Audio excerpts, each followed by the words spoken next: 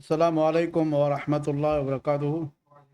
الحمد للہ رب العالمین والصلاة والسلام علی رسول الکریم بعد فما اتاکم الرسول فخذوه وما نهاکم عنه فانتهوا۔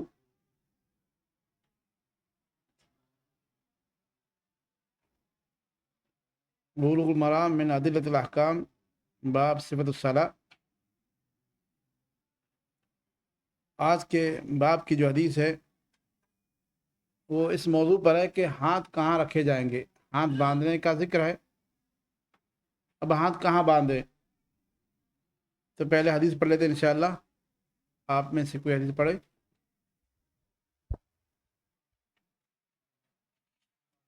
وائل بن حجر کی حدیث ہے۔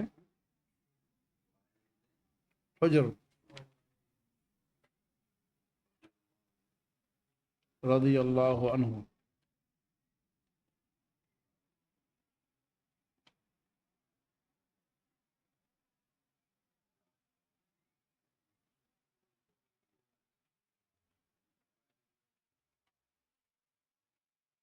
دیکھا؟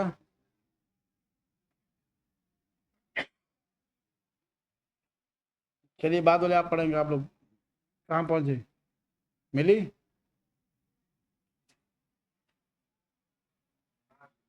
چلیے۔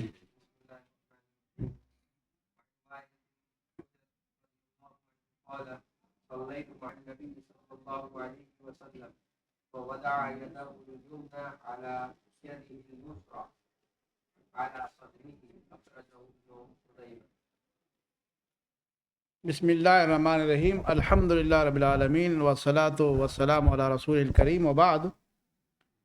وعن وائل بن حجر رضی اللہ عنہ قال صلیت مع النبی صلی اللہ علیہ وسلم فوضع یدہ الیمنى على ید الیسرى على صدره اخرجہ ابن خزیمہ۔ وائل بن حجر رضی اللہ عنہ فرماتے ہیں، وائل بن حجر ابو عنید ان کی کنیت ہے،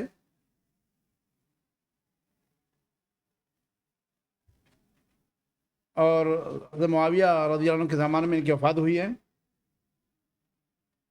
حضرموت سے ان کا تعلق ہے، اور انہوں نے یا ان کے والد حضرموت کے بادشاہوں میں سے ایک بادشاہ تھے، یعنی ایک بڑے خاندان کے یہ صحابی ہیں یمن کے اندر پڑتا ہے۔ جی کہتے ہیں صلیت مع النبی صلی اللہ علیہ وسلم کہ میں نے اللہ کے رسول کے ساتھ نماز پڑھی، اور یہ بہت بڑا شرف ہے ان کے لیے۔ اللہ کے رسول کے ساتھ نماز کا پڑھنا ان کا یہ شرف کا معاملہ ہے۔ فوضع یدہ الیمنى علی ید الیسرى علی صدرہ، تو آپ کی نماز کی کیفیت وائل بن حجر بیان کرتے ہیں، اور بھی چیزیں انہوں نے بیان کی ہیں، لیکن یہاں پر ابن حجر رحمہ اللہ نے جو محل استشہاد ہے باب کا یا مسئلے کا وہ بیان فرمائے ہیں۔ فوضع یدہ الیمنى علی ید الیسرى علی صدرہ، تو اللہ کے رسول علیہ الصلوۃ والسلام نے اپنا دائنا ہاتھ بائیں ہاتھ پر رکھا سینے پر۔ اخرجہ ابن خزیمہ، اس حدیث کے امام ابن خزیمہ رحمہ اللہ نے روایت کیا ہے۔ یہاں پر پہلے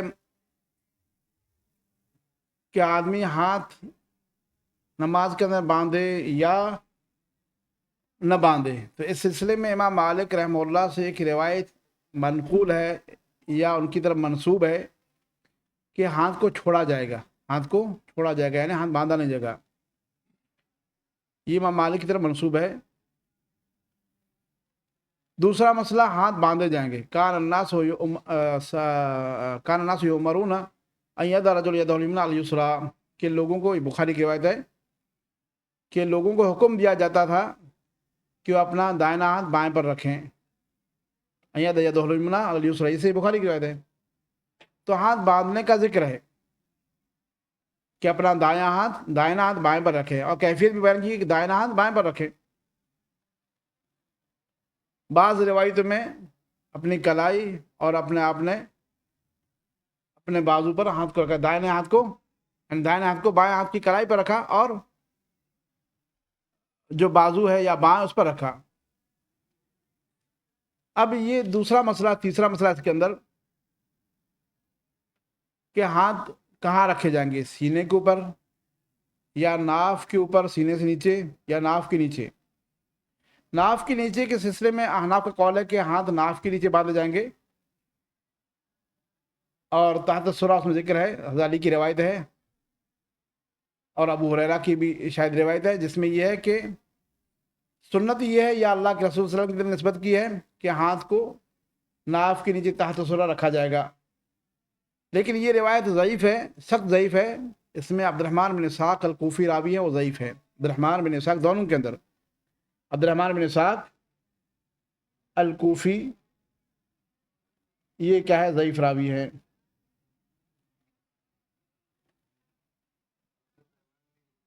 ہاں، عبد الرحمن بن اسحاق الکوفی یہ ضعیف راوی ہے. اس کے مقابلے میں ایک اور روایت ہے جس میں یہ ہے کہ فوق سرہ، ناف کے اوپر. تو اس روایت کو بعض علماء نے حسن قرار دیا ہے کہ جو ان دونوں میں جو صحیح ہے وہ روایت کیا ہے، ناف کے اوپر ہے. بعض علماء یہ کہتے ہیں جیسے امام ابن منذر رحمہ اللہ اور دوسرے بھی کہ اللہ کے رسول سے کہاں پر ہاتھ باندھے جائے اس سلسلے میں کوئی روایت صحیح ثابت نہیں ہے. کہاں پر ہاتھ باندھنے کا حکم ہے، کہ کہاں پر، سینے پر یا ناف کے اوپر یا ناف کے نیچے، اس سلسلے میں کوئی روایت ثابت نہیں ہے. یعنی حدیثیں مختلف ہی ہے، بعض نے اس کو حسن کا، بعض کچھ کا ہے، لیکن صحیح ثابت کوئی حدیث اس طرح کی نہیں ہے. یہ روایت اس پر انشاءاللہ کلام آتا ہے. چوتھا قول یہ ہے کہ ہاتھ کو رکھا جائے گا نہر پر، یعنی یہاں نہر یعنی گلے کے قریب، وہاں رکھا جائے. فصلی لربک وانحر، اس کی تفسیر بعض نے یہ کی ہے کہ مراد وہاں نہر پر یعنی سینے کے اوپر، وہاں ہاتھ باندھا جائے گا. لیکن یہ واللہ اعلم صحیح نہیں ہے. تو کہاں ہاتھ باندھے جائیں گے اس سلسلے میں 4 اقوال ہیں. سینے کے اوپر یعنی گلے کے قریب، دوسرا کہ سینے کے اوپر، تیسرا ہے کہ ناف کے اوپر، چوتھا ہے کہ ناف کے نیچے. سینے کے اوپر جو روایت ہے یہ وائل بن حجر کی روایت ہے، جس میں یہ ہے کہ انہوں نے کہا کہ اللہ کے رسول نے اپنا دائنا ہاتھ بائیں پر رکھا، اللہ صدری اپنے سینے پر. اس طرح کی اور بھی 1-2 روایتیں ہیں جس کو علماء نے کہا کہ وہ روایت ضعیف ہے. اور یہاں پر بھی جو روایت ہے وائل بن حجر کی، یعنی پہلے یہ معلوم ہونا چاہیے کہ بعض علماء نے اللہ صدری کے لفظ کو صحیح قرار دیا ہے اور اسی پر عمل ہے، اور اکثر یا کیا ہے اہل حدیث کامل ہندوستان کے اندر اسی روایت پر ہے، تو بعض علماء نے اس کو صحیح قرار دیا ہے. لیکن جو ابن خزیمہ کی روایت ہے اس روایت کے اندر جو راوی ہیں عاصم بن قلیب، وہ روایت کرتے ہیں اپنے باپ سے، وہ روایت کرتے ہیں وائل بن حجر سے. یہی جو حدیث ہے، عاصم بن قلیب سے روایت کرنے والے کتنے لوگ ہیں؟ 8 لوگ ہیں، جس میں سفیان ثوری ہے، عبد الواحد بن زیاد ہیں، امام شعبہ ہیں، زید بن قدامہ ہیں، اور دیگر اہل علم ہیں، بڑے بڑے محدثین ہیں. انہوں نے روایت کیا ہے، لیکن اس میں اللہ صدری کا ذکر نہیں، اس میں اللہ صدری کا ذکر نہیں ہے. تو کس نے ذکر کیا ہے؟ کہتے ہیں کہ ذکر کرنے والے معمر بن اسماعیل ہیں، معمر بن اسماعیل، اور وہ ضعیف ہے. اللہ صدری کا جس نے لفظ ذکر کیا ہے وہ کون ہے؟ معمر بن اسماعیل، اور وہ ضعیف راوی ہے. اسی طرح محمد بن حجر انہوں نے ذکر کیا ہے، وہ بھی ضعیف راوی ہے. اور اس کے علاوہ دیگر اور بھی ہیں، 13 راوی ہیں جنہوں نے، یعنی کل ملا کر کے 13 راوی ہیں جنہوں نے وائل بن حجر کی حدیث کے اندر یہ بیان کیا ہے ہاتھ کے رکھنے کا، اس میں سینے کا ذکر نہیں ہے. کتنے؟ 13. لیکن عاصم بن قلیب سے 8 روایت کرنے والے ہیں، ان میں سے صرف محمد بن اسماعیل نے ذکر کیا ہے، اور محمد بن اسماعیل ضعیف راوی ہے. تو علماء نے کہا کہ یہ سینے کا جو لفظ ہے وہ شاذ ہے. کیا ہے؟ شاذ ہے، ثابت نہیں ہے. اور اس طرح کی جو دوسری روایتیں ہیں اس کی تائید میں وہ بھی علماء کہتے ہیں کہ وہ بھی روایتیں ہیں، یعنی قوی تر یہ روایت ہے، یہ بھی کیا ہے؟ شاذ ہے اور ضعیف ہے. اور جو دیگر علماء نے بیان کیا ہے تو وہ یعنی جو اور 1-2 اور بھی روایتیں ہیں وہ بھی کیا ہے؟ روایتیں ضعیف ہے. تو بعض علماء نے کہا کہ سینے کا جو لفظ ہے وہ لفظ صحیح ثابت نہیں ہے. बहरहाल जैसे कि इशारा गुजरा कि बाद उलमा की यहाँ मजमू तुरुक से सीने का जो जिक्र है उसको साबित किया है और कहा कि हाथ सीने पर बांधे जाएंगे, और इसी पर हमारे यहाँ हिंदुस्तान के अंदर अहले हदीसों का अमल है। रहा सीने के नीचे, ये नाफ के नीचे वाली रिवायत वो ज़ईफ़ है, जैसे कि इससे गुजरा। इमाम तिरमिज़ी रहमहुल्लाह ने कहा कि बाज़ उलमा नीचे हाथ बांधने के बाद यानी नाफ के नीचे बाद ऊपर, कहा कि इसमें मामला कुशादा है, यानी ऐसा मामला नहीं कि हम झगड़ा कर बैठे, क्योंकि जैसे कि आपने सुना कि रिवायत के अंदर इख्तलाफात है। जब रिवायत के अंदर इख्तलाफात है और कोई ठोस और मजबूत दलील नहीं है, इज्तिहाद की गुंजाइश है, तो ऐसी सूरत में हम क्या है इस मामले में इख्तलाफात झगड़ा नहीं करेंगे। हाँ, जो अपना मौक़िफ़ बयान करेंगे, भाई हमने अला सदरी सीने की रिवायत को, जिन उलमा ने इसको सही करार दिया उनके कौल को इख्तियार को हम सीने में बांधते हैं और उनके ये दलाल हैं, और जो सीने के नीचे बांधता है तो हम भी उसकी नमाज को क्या है बात नहीं कहेंगे। और रहा इमाम मालिक रहमहुल्लाह के बारे में, जो इमाम मालिक के हाथ छोड़ कर नमाज पढ़ते थे, तो वल्लाहु आलम वो रिवायत कहते हैं इमाम मालिक से मनसूब सही नहीं है, बल्कि वो शाज़ है, जो साबित है कि वो हाथ बांधने के कायल हैं। और इस तरह की उन्होंने रिवायतें जैसे कि उलमा कहते हैं कि मुअत्ता इमाम मालिक के अंदर उन्होंने बयान किया है।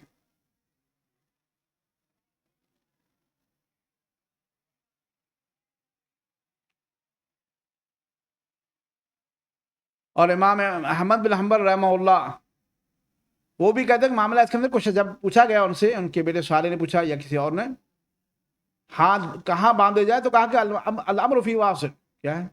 और इमाम अहमद बिन हम्बल हमारे इमाम हैं, तो उन्होंने क्या है इस चीज़ को जिक्र किया है। तो वल्लाहु आलम जो ये रिवायत है इसके बारे में ये आपने इख्तलाफ देखा, और इस लफ्ज़ के बारे में आपने देखा। एक रिवायत है कबीसा, रिवायत करते हैं अपने बाप हुल्ब से, कबीसा बिन हुल्ब नबी है, मुस्नद अहमद में रिवायत है। वो कबीसा मजहूल रावी, क्या है मजहूल है, तो उसमें भी सीने का जिक्र, किसमें किसका जिक्र है, सीने का जिक्र है, तो वहाँ पर कबीसा मजहूल है। तो बाद उलमा ने जैसे कि गुजरा कि इस तरह की रिवायतों को जमा करके और उसको हसन लगैरी ही कहा है, और उसको हदीस सही करार दिया है, यानी काबिल अमल करार दिया है कि हाथ सीने पर बांधे जाएंगे। तो वल्लाहु आलम यानी मसले में इतनी तशदीद सख्ती नहीं है, जैसे कि आपने देखा, यानी मुख्तलफ ही मसला है। तो हमारा तो इसी पर अमल है कि हम सीने पर हाथ बांधते हैं, और इस रिवायत को जो जिन उलमा ने सही करा दिया है उनके कौल को इख्तियार करते हैं। लेकिन जो उलमा कहते हैं कि अमल इसमें कुशादा है, तो उनकी भी बात बैद नहीं है। जो सही बुखारी और सही मुस्लिम में सीने का जिक्र नहीं है, वहाँ पर सहल बिन साद की जो रिवायत है उसमें यह है कि लोगों को हुक्म दिया जाता कि दाएं और बाएं हाथ को, दाहिने को बाएं पर रखा जाए। और बाज़ अहले इल्म ने कहा कि बज़ाहिर दूसरे हदीसों को अगर जो उसमें सीने का जिक्र नहीं है, उनको देखने से ये मालूम होता है कि ये हाथ, अगर जो हदीस में कैफियत बयान की गई है, आदमी अपने दाहिने को बाएं पर रखे और अपने कलाई के ऊपर रखे और बाँ पर रखे, तो उससे ये मालूम होता है कि सीने पर ही ये कैफियत आएगी। किस पर आएगी, नजरी तौर पर वो सीने पर कैफियत, क्योंकि अगर कलाई पर बाँ पर रखने जाएंगे तो नाफ के नीचे हाथ नहीं आएगा, इलाही किसी के हाथ बड़े लंबे हों, वरना वो सीने के करीब करीब या सीने के थोड़ा नीचे आएगा या सीने के ऊपर आएगा, यानी करीब करीब इसमें मामला आएगा। बहरहाल मामला फी नफ्सी ही कुशादगी का मामला रखता है। वल्लाहु आलम।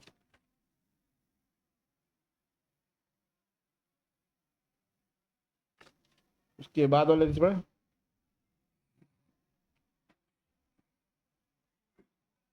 عن عبادة بن ثابت رضي الله عنه قال قال رسول الله صلى الله عليه وسلم لا صلاة لمن لم يقرأ بأم القرآن متفق عليه. وفي رواية ابن حبان والدارقطني لا تجزي لا تجزئ لا تجزي تجزئ لا تجزي صلاة لا يقرأ فيها بفاتحة الكتاب. ويقرأ لأحمد وأبي داود والترمذي وابن حبان لعلكم تقرؤون خلف إمامكم قلنا نعم قال لا فإنه لا صلاة لمن سر میں درس میں جی سر جی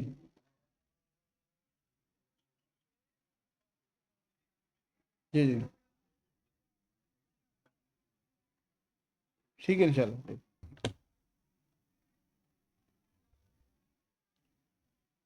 بسم اللہ الرحمن الرحیم. وعن عبادہ بن صامت رضی اللہ عنہ قال قال رسول اللہ صلی اللہ علیہ وسلم لا صلاة لمن لم يقرأ بأم القرآن متفق علیہ. وفي روایت لابن حبان. سر میں درس میں جی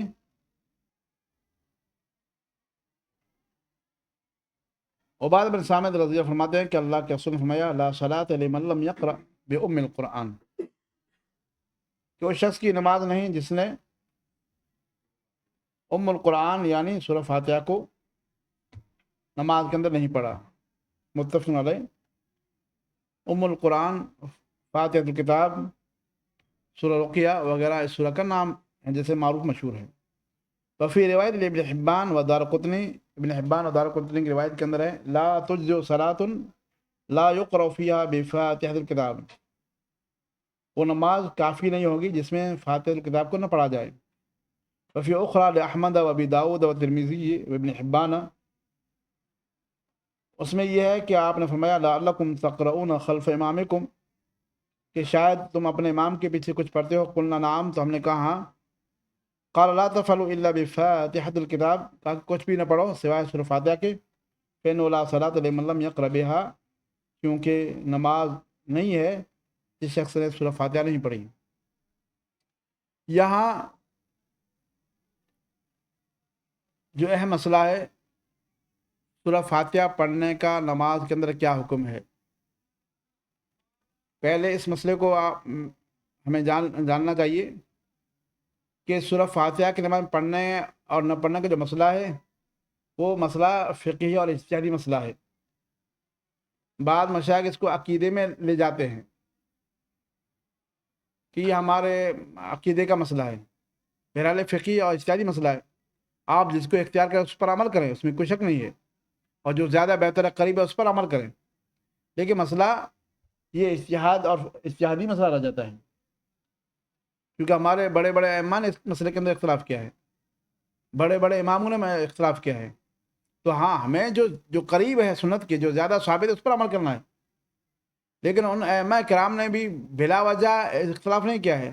ان کی یہاں بھی کچھ چیزیں ظاہر ہوئی یا کوئی استعمال کیا ہے، وہ اپنی جگہ پر صحیح ہے یا نہیں صحیح، وہ ایک الگ چیز ہے. تو سورہ فاتحہ، اور یہاں پر بیان کرنے کا مقصد یہ ہے کہ یہاں پر ہم کیا ہے علمی مجلس کے اندر ہیں، اور آپ لوگ جو پڑھ رہے ہیں وہ ایک علم کے اعتبار پر پڑھ رہے ہیں، یعنی کسی کو فتویٰ دینے کا مقصد نہیں ہے یہاں پر، بلکہ ایک علم ہم حاصل کر رہے ہیں کہ ہم چیز حاصل کر رہے ہیں، اور اس مسئلے کے اندر کیا اہل علم کے اقوال ہیں، کیا فتوے ہیں، کیا نصوص ہیں. تو جہاں تک ممکن ہو سکتا ہے پیش کرنے کی کوشش کی جاتی ہے. اس میں کمی اور نقص بہت زیادہ رہ جاتا ہے، لیکن کم سے کم جو معلوم ہوتا ہے اس کو، یا اس کی طرف اشارہ کم سے کم کیا جاتا ہے. تو سورہ فاتحہ نماز میں پڑھنے کا کیا حکم ہے، اس سلسلے میں پہلے دو قول یہ ہیں. پہلا قول کہ سورہ فاتحہ نماز کے اندر نہیں پڑھی، یعنی پڑھنا واجب نہیں ہے، بلکہ کوئی بھی سورہ پڑھ سکتے ہیں. یہ احناف کا قول ہے، اور ان کی دلیل کیا ہے، فَاقْرَؤُوا مَا تَيَسَّرَ مِنَ الْقُرْآنِ، اللہ نے جو کہا ہے کہ یہ عام ہے، اس میں خاص نہیں ہے. اسی طرح جو صحابی نماز کے اندر بھول گئے تھے تو آپ نے اسے کہا ثُمَّ اقْرَأْ مَا تَيَسَّرَ مَعَكَ مِنَ الْقُرْآنِ، جو تمہارے پاس قرآن ہے اسے پڑھو. ان کے کیا جوابات ہیں وہ انشاءاللہ بعد میں آئیں گے. دوسرا قول یہ ہے کہ سورہ فاتحہ نماز کے اندر پڑھنا رکن ہے. نماز کا کیا ہے، رکن ہے، اس کے بغیر نماز نہیں ہوگی. امام شافعی رحمہ اللہ کا یہ قول ہے، اس کے بغیر چاہے منفرد ہو یا اکیلا ہو، ہر صورت میں نماز میں سورہ فاتحہ پڑھنا کیا ہے، یہ رکن ہے. تو یہ پہلا قول ہے۔ یہ دوسرا قول ہوا، دوسرا قول یہ امام شافعی کا کہ ہر نماز میں چاہے سری ہو یا جہری، منفرد ہو یا معموم، ہر صورت میں سورہ فاتحہ پڑھنا کیا ہے؟ واجب ہے، رکن ہے نماز میں۔ یہ امام شافعی کا قول ہے۔ تیسرا قول یہ ہے کہ سورہ فاتحہ پڑھی جائے گی صرف سری میں، پڑھنا سری میں واجب ہے، سری میں کیا ہے؟ واجب ہے، لیکن جہری میں واجب نہیں ہے۔ سری میں واجب ہے، جہری میں واجب نہیں ہے۔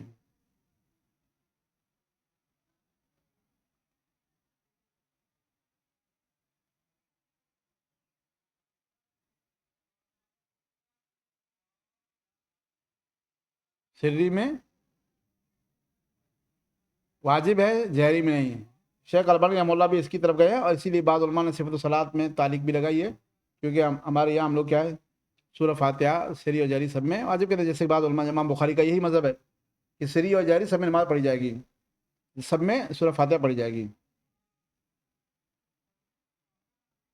تو جو ابو حنیفہ رحمہ اللہ کا قول ہے، یا ان کا جو قول ہے کہ سورہ فاتحہ کے علاوہ کوئی بھی پڑھ سکتے سورہ فاتحہ، یا اور بھی جو بھی قرآن پڑھنا پڑھ سکتے ہیں، تو اس کا جواب یہ ہے کہ وہ قرآن کی آیت عام ہے، لیکن اللہ کے رسول کی حدیثوں نے اس کو خاص کر دیا۔ اور جو صحابی نماز کے اندر بھول گئے تھے، تو اس میں ابو داؤد کی روایت میں ہے ثم اقرأ بأم القرآن، اور پھر ام قرآن یا سورہ فاتحہ کو پڑھو، تو اس میں تخصیص ہو گئی، اس میں تخصیص ہو گئی۔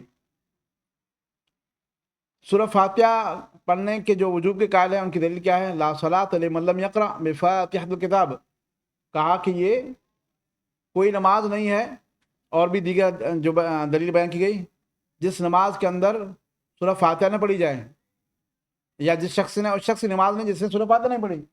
یہ تمام لوگوں کے لیے، چاہے منفرد ہو، چاہے اکیلا ہو، چاہے جماعت کے ساتھ ہو، چاہے مقتدی ہو، ہر صورت میں سورہ فاتحہ پڑھی جائے گی۔ اور جو دوسرے نصوص ہیں، جو وَإِذَا قُرِئَ الْقُرْآنُ فَاسْتَمِعُوا لَهُ وَأَنصِتُوا، تو اسے یہ خاص ہے، اسے کیا ہے؟ یہ خاص ہے۔ اور جس میں یہ ہے کہ من کان لہ امام فقراۃ الامام قراۃ لہ، تو وہ روایت کیا ہے؟ ضعیف ہے۔ کچھ میں ابو اسما نوح ابن مریم اور راوی جھوٹے ہیں، یعنی مختلف طرق ہے، لیکن کوئی بھی طریقہ یا کوئی بھی جو سند ہے کمزوری سے خالی نہیں ہے۔ اگرچہ بعض علماء نے اس کو حسن کرا دیا، شیخ البانی رحمہ اللہ نے بھی اس کو حسن کرا دیا ہے، اور اسی وجہ شیخ البانی اس کے قائل ہیں۔ تو یہ روایت کیا ہے؟ ضعیف ہے، سخت ضعیف ہے۔ اور جو قرآن کی جو آیت ہے تو وہ عام ہے، اور اس سے سورہ فاتحہ کیا ہے؟ خاص ہے، سورہ فاتحہ خاص ہے، کیونکہ اللہ کے رسول نے کہا ہے۔ اسی طرح سے ابو ہریرہ کی حدیث ہے، جب انہوں نے کہا کہ کوئی نماز یا جس نے نماز پڑھی اس میں سورہ فاتحہ نہیں پڑھی فیہ خداج، تو وہ نماز کیا ناقص ہے۔ اس طرح کے اور بھی الفاظ انہوں نے کہے۔ تو جب ان سے پوچھا گیا انا نکون وراء الامام، ہم امام کے پیچھے ہوں گے، تو کہا اقرأ فی نفسک، اپنے نفس کے اندر پڑھو، اپنے نفس کے اندر پڑھو۔ تو یہ امام کے پیچھے کا مسئلہ ہے، امام کے پیچھے کا مسئلہ ہے۔ اسی طرح سے آپ صلی اللہ علیہ وسلم نے کہا کہ میں نے دیکھا برا بن عازب، یہ عبادہ بن صامت اور اسی دیگر صحابہ کرام کی روایت ہے، جس میں یہ ہے کہ آپ صلی اللہ علیہ وسلم نے فجر کی نماز، اس طرح اور نمازوں کے اندر صحابہ کرام نے کچھ پڑھا، تو آپ نے فرمایا لعلکم تقرؤون خلفی، جیسے کہ یہاں ہے کہ شاید تم میرے پیچھے کچھ پڑھتے ہو۔ کہا کہ ہاں، کہا کہ لا تفعلوا الا بفاتحۃ الکتاب، کہ کچھ بھی نہ پڑھو سوائے سورہ فاتحہ کے۔ اس روایت کے اندر کچھ علماء کلام ہے، لیکن بہرحال یہ ایک دلیل ہے کہ کچھ بھی نہ پڑھو الا بفاتحۃ الکتاب، سوائے سورہ فاتحہ کے۔ اس سے معلوم کہ یہ کیا ہے؟ مستثنیٰ ہے۔ ابو ہریرہ کا بھی یہی مسئلہ ہے۔ تو اس میں منفرد ہو، امام ہو یا مقتدی، سب کے لیے۔ اور ابو ہریرہ نے واضح کر دیا کہ اگر جس نے پوچھا کہ ہم امام کے پیچھے ہوتے ہیں، تو کہا کہ اقرأ فی نفسک۔ اور جو علماء کہتے ہیں کہ سری میں پڑھا جائے گا، جہری میں نہیں، تو ان کا قول ان کی دلیل یہ ہے کہ اللہ نے کہا وَإِذَا قُرِئَ الْقُرْآنُ فَاسْتَمِعُوا لَهُ وَأَنصِتُوا، جب قرآن پڑھا جائے یعنی بلند آواز سے تو کیا ہے، غور سنو اور خاموش رہو۔ اگرچہ اس آیت کا شان نزول مشرکین مکہ ہو یا جو بھی ہو، لیکن عبر بعموم لفظ لا بخصوص سبب۔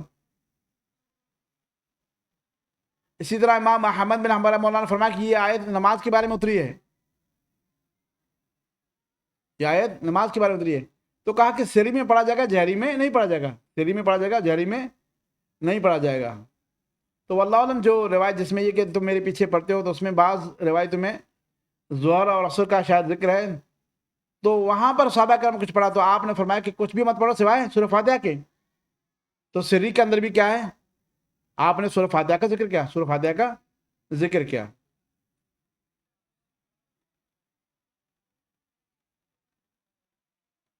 تو جو علماء کہتے ہیں نہیں پڑھنا سری یا جہری، تو اس آیت سے یہ آیت عام ہے اور اس سے سورہ فاتحہ خاص ہے، یعنی سورہ فاتحہ کے علاوہ دوسری صورتوں کے بارے میں بیان کیا گیا ہے یا اس کے شان نزول مختلف ہے۔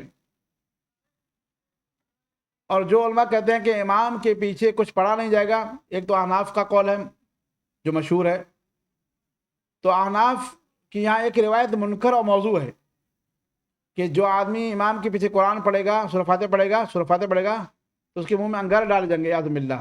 تو یہ کیا من گڑت روایت ہے، اللہ کا رسول جھوٹ ہے، یعنی افسوس ہے کہ جو صحیح ثابت روایت ہے اس چھوڑ کر کے کیا ہے، موضوع اور من گڑت روایت کے پیچھے پڑے ہیں۔ اجتہادی مسئلہ اپنی جگہ پر ہے، لیکن اس طرح کی من گڑت روایتوں کو پیش کرنا یہ بہت دور کی بات ہے۔ دوسری دلیل کہ جس کا امام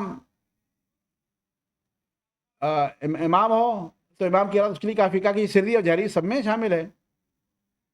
اسی طرح سے وَإِذَا قُرِئَ الْقُرْآنُ فَاسْتَمِعُوا لَهُ وَأَنصِتُوا کہا کہ یہ بھی سری اور جہری سب کو شامل ہے، سب میں آدمی کچھ بھی نہیں پڑھے گا، یہ یعنی مقتدی کے لیے کیا ہے۔ اور کہا کہ جو حدیث لا صلاۃ لمن لم یقرأ بفاتحۃ الکتاب، یہ امام اور منفرد کے لیے، یعنی امام اور منفرد کے لیے یہ حکم ہے۔ جو امام ہوگا اس کے لیے واجب کہ پڑھے، جو علماء سری کے بارے میں کہتے ہیں، ورنہ احناف تو سورہ فاتحہ کہیں بھی نہ امام کے پیچھے نہ اکیلے میں واجب کہتے ہیں، بلکہ کہیں گے کوئی بھی قرآن پڑھ سکتے ہیں۔ جو علماء کہتے ہیں کہ جہری میں نہیں پڑھا جائے تو کہتے ہیں یہ کس کے لیے، امام کے لیے اور منفرد کے لیے ہے، منفرد کے لیے یہ حکم ہے۔ بہرحال یہ مختلف اقوال ہے، لیکن آپ نے دیکھا کہ سب کوئی نہ کوئی کسی دلیل کو پکڑے ہوا ہے، کسی دلیل کو پکڑے ہوا ہے۔ واللہ ان تمام اقوال کے اندر جو قوی اور قول مضبوط ہے وہ یہ کہ سورہ فاتحہ پڑھی جائے گی، چاہے امام ہو یا مقتدی، چاہے امام ہو یا مقتدی یا اکیلا، کیونکہ ابو ہریرہ کی حدیث میں صاف واضح ہے کہ آپ نے ابو ہریرہ نے کہا کہ اقرا فی نفسک، امام کے پیچھے آپ نفس کے اندر پڑھو۔ اب کب پڑھی جائے گی سورہ فاتحہ؟ تو بعض علماء کہتے ہیں کہ جب امام سورہ فاتحہ مکمل کر لے تو وہاں پڑھو،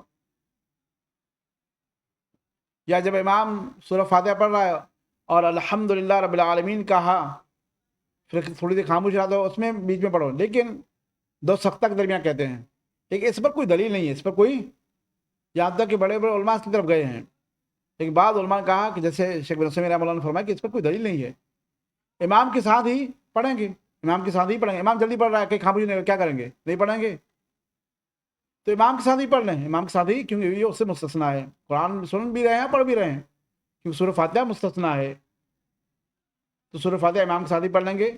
جس کو جو بہرحال پڑھنا ہے، جس کو جو آسانی ہو، لیکن امام کے ساتھ پڑھنے کے بارے میں بھی ایک روایت بعض علماء نے نقل کی ہے کہ اس سے بھی معلوم ہوتا ہے کہ امام کے ساتھ بھی پڑھ سکتے ہیں۔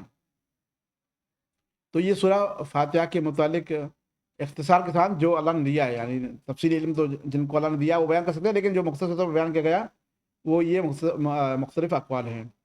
اسی طرح سے اس کے اندر ایک اہم مسئلہ آتا ہے رکوع کے، جب آدمی رکوع کو پا لے تو وہاں رکوع چھوٹ گیا، یا رکوع میں ہم آئے تو سورہ فاتحہ چھوٹ گیا، قیام چھوٹ گیا، تو ہماری رکعت ہوئی یا نہ ہوئی، سورہ فاتحہ نہیں پڑھے، تو یہ ایک اہم مسئلہ ہے۔ اکثر علماء کی یہاں وہ رکعت شمار ہوگی۔ ابو بکرہ کی جو روایت ہے جس میں یہ ہے کہ وہ صف کے دور سے رکوع کیا اور آپ پھر وہ رکوع میں داخل ہوئے، تو آپ نماز کی پوچھا کہ تم نے ایسا کیوں کیا، بعد میں آپ نے فرمایا لا زادک اللہ حسن ولا تعود، تو انہوں نے رکوع کیا رکوع کی حالت میں شامل ہوئے تو علماء کہتے ہیں کہ اللہ کے رسول نے ان کو رکعت کے دہرانے کا حکم نہیں دیا، اور رکعت کے دہرانے کا حکم نہیں دیا، اس کا مطلب یہ ہوا کہ اس کی رکعت شامل ہوگی۔ ابن عثیمین رحمہ اللہ بھی اس کے قائل ہیں، ابن باز رحمہ اللہ بھی اس کے قائل ہیں، تو کہتے ہیں کہ رکعت کیا ہے؟ شمار ہوگی، رکعت شمار ہوگی، رکعت کو دہرانے کا حکم نہیں دیا، اور کہا کہ وہ ان حدیثوں سے یہ حالت مستثنا ہے۔ یہ حالت کیا ہے؟ مستثنا ہے، یہ حالت مستثنا ہے۔ امام بخاری رحمہ اللہ اور اسی طرح دیگر علماء کہتے ہیں کہ رکوع کی حالت میں وہ رکعت شمار نہیں ہوگی، وہ رکعت شمار نہیں ہوگی، کیونکہ یہاں پر دو رکن چھوٹے ہیں، ایک ہے قیام، دوسرا ہے سورہ فاتحہ، تو اسی لیے یہ رکعت شمار نہیں ہوگی۔ اور اس روایت کا واللہ علم یعنی جو مجھے سمجھ میں آتا ہے یا ابھی جو ذہن میں ہے وہ یہ ہے کہ اگرچہ اللہ کے رسول نے یہاں دہرانے کا حکم نہیں دیا یا اس حدیث میں نہیں ہے، تو اس کا مطلب نہیں ہے کہ آپ نے اس کو دہرانے کا حکم نہیں دیا، یعنی یہ حدیث کیا ہے، اس کے اندر اگرچہ ذکر نہیں ہے تو اسی لازم نہیں ہے کہ آپ نے اس کو دہرانے کا حکم نہیں دیا۔ کچھ لوگ اس کو یعنی ولا تعد ہے، کیا ہے؟ عد یعد، ایک تو عاد یعود، عد منا شمار کرنا، لوٹانا، ولا تعد ایسا مت کرو، یعنی دوڑ کر مت آؤ یا دور سے رکوع مت کرو، ولا تعد، عاد یعود منا لوٹنا، ولا تعد سکون کے ساتھ، اس میں تشریح نہیں ہے کہ تم دوڑ کر جو آئے وہ صحابی دوڑتے ہوئے آیا، یعنی جلد بازی میں آیا اور صف میں کھڑے ہو کر رکوع نہیں کیا بلکہ دور سے رکوع کیا اور پھر رکوع کرتے ہوئے داخل ہوا۔ تو آپ نے فرمایا کہ ولا تعود، کہ ایسا مت کرو، یعنی دوڑتے ہوئے یا صف کے دور سے رکوع مت کرو۔ تو یہ معنی ہے۔ بعض نے اگرچہ اہل علم نے جو ضبط کیا ہے ولا تعد، کہا کہ ولا تعد شمار، عد یعد من شمار کرنا، کہا کہ یہ لفظ یہ ضبط نہیں ہے، صحیح ہے کہ ولا تعد ہے۔ تو اگر اس کو پڑھیں گے ولا تعد کہ اس کو مت شمار کرو یعنی اس رکعت کو، تو واضح ہو گیا کہ اس رکعت کو شمار نہیں کرنا ہے۔ لیکن اہل علم نے اگرچہ یہ کہتے ہیں کہ اس سے رکوع شمار نہیں ہوگا، پھر بھی کہتے ہیں کہ یہ لفظ اس طرح نہیں ہے بلکہ ولا تعد ہے، یا معنی داری ہے، کیا ہے ان کے مسئلے کے لیے دلیل یہ کہ ولا تعد کہیں، کہا کہ نہیں، جو لفظ ثابت ہے ولا تعد ہے۔ تو بہرحال تو یعنی امام بخاری رحمہ اللہ دیگر علماء کہتے ہیں کہ سورہ فاتحہ چھوٹی ہے، یہاں پر قیام چھوٹا ہے، اس لیے یہاں پر یہ رکعت شمار نہیں ہوگی اور دہرانا واجب ہے، دہرانا واجب ہے۔ تو بہرحال رکوع کا مسئلہ رکعت ہوگی یا نہیں ہوگی یہ کیا ہے بھی مختلف ہی مسئلہ ہے، کسی نے کسی کو اختیار کیا تو ہم اس پر نقی نہیں کر سکتے۔ آپ اپنا موقع بیان کریں کہ یہ میں نزدیک راجع میں اس پر عمل کرتا ہوں، لیکن دوسرے نے اگر رکوع کی حالت میں رکعت کو دہرایا نہیں ہے، اس کو شمار کر لیا ہے، اہل علم کے اقوال پڑھ کر یعنی احادیث کو دیکھ کر کے اہل علم کے اقوال کی روشنی میں اسی طرح دیکھا اور اس پر عمل کیا، تو کیا ہے ہم اس کی رکعت کو باطل نہیں کر سکتے۔ ابن باز رحمہ اللہ سے پوچھا گیا کہ جو لوگ سورہ فاتحہ نہیں پڑھتے ہیں نماز کے اندر یعنی امام کے پیچھے، ان کی نماز ہوگی یا نہیں ہوگی؟ کہا کہ وہ ان کے اختیار کے بنا پر ان کی نماز صحیح ہے، ان کی نماز کیا ہے؟ صحیح ہے، لیکن ہم کس کو اختیار کر رہے ہیں؟ ہمیں اس پر عمل کرنا ہے، کیونکہ وہاں پر وہ باطل چیزوں سے اصلاح نہیں کر رہے ہیں بلکہ نصوص ہے، اجتہاد صحیح بھی ہو سکتا ہے، وہ اپنی جگہ پر ہیں۔ تو اسی لیے ہمیں علم سیکھنے کے لیے کہا گیا ہے۔ تو اس طرح جن مسائل کے اندر اجتہاد ہے یا فقہی مسائل ہیں، اس میں ہم اختیار کریں جو ہمیں بہتر اور قوی لگے، اس میں کوئی شک نہیں ہے، جو زیادہ قریب ہو، جس پر زیادہ اہل علم ہو نصوص کی روشنی میں۔ لیکن اگر کسی نے کسی اور قول کو اختیار کیا اور وہ گرچہ کمزور قول ہے لیکن دلائل کی روشنی میں ہے، تو ہم اس قول کو منکر نہیں کہہ سکتے یا ان کے ماننے اس کے اختیار کرنے والے کو بدعتی نہیں کہہ سکتے، کیونکہ بدعت کے ضابطے میں سے ایک یہ کہ جو مجتہد اجتہادی مسئلہ ہو، یعنی جہاں اجتہاد کی گنجائش ہو، اختلاف معتبر ہو، تو اس صورت میں ہم اس پر بدعتی کا حکم اس مسئلے میں نہیں لگ سکتے۔ تو اللہ علم یہ یعنی ہو سکتا ہے بیان کرنے میں اور عرض کرنے میں کوئی کمی بیشی ہو سکتی ہے، لیکن اس طرح کے علم کے اقوال پائے جاتے ہیں اور یہ نصوص آپ کے سامنے پیش کی گئے ہیں۔ اگر کوئی سوال ہو تو آپ انشاءاللہ کر سکتے ہیں۔ ارزن ایک جابر بن عبداللہ رضی اللہ عنہ صحابی زید بن ثابت، ان سے بھی بعض علماء نے کہا کہ ثابت ہے کہ یعنی امام کے پیچھے قرأت یعنی سورہ فاتحہ نہ پڑھنے کے بارے میں ہے۔ میرا بعض علماء کے بارے میں یعنی میں نے سنا ہے کہ اس کو صحیح کراتے ہیں، کہاں تک واللہ علم میرا لیے بھی اس چیز کا ذکر ہے، اس چیز کا بھی ذکر ہے۔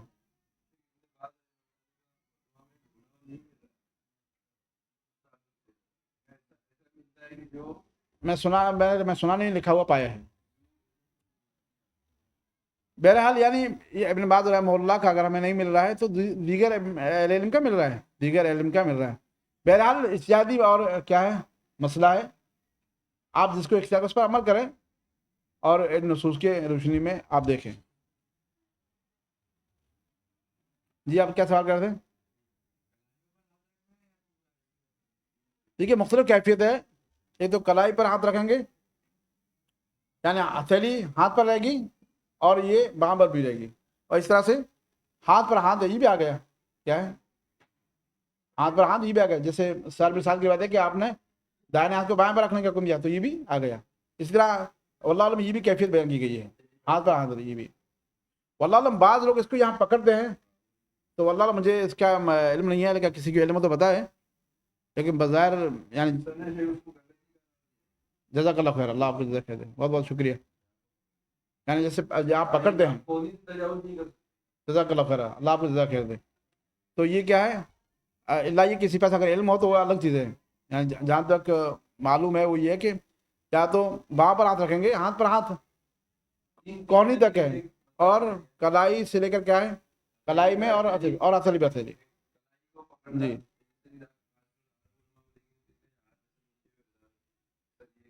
بہرحال ان سب میں دیکھنا جائے گا کہ سب سے افضل صورت کون سی ہے اور شکل کون سی ہے، بہرحال یہ کیفیت بھی بیان کی گئی ہے انشاءاللہ۔ جزاک اللہ خیر۔ اس کو حدیث کا ترجمہ کر لیے کہ نہیں کیا؟ ترجمہ ہو گیا نا؟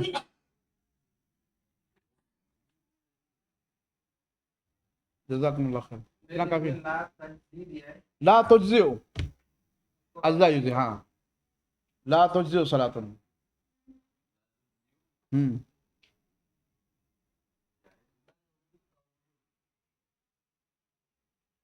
جو ضبط دیا ہے واللہ علم وہ تجزئ اجزا سے کافی نہیں ہے،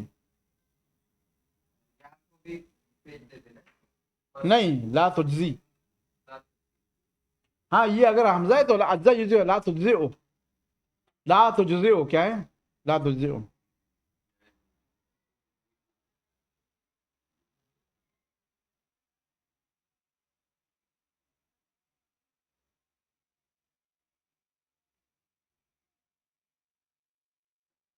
جزاکم اللہ خیر، اللہ سے دعا ہے کہ اللہ تعالیٰ ہمیں علم سیکھنے سکھانے اور اس پر عمل کرنے کی توفیق فرمائے۔